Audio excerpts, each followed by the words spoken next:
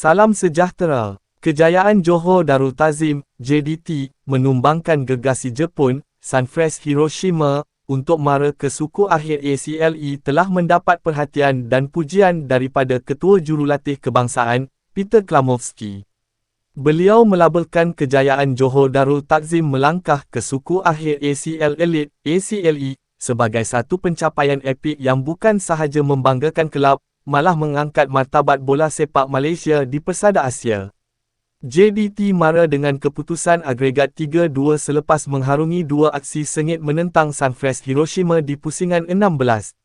Walaupun semalam JDT tewas 0-1, namun JDT tetap layak ke suku akhir. Melalui hantaran di Instagram, Klamovski menyifatkan kejayaan ini sebagai keputusan epik dan detik bersejarah bagi lanskap bola sepak negara.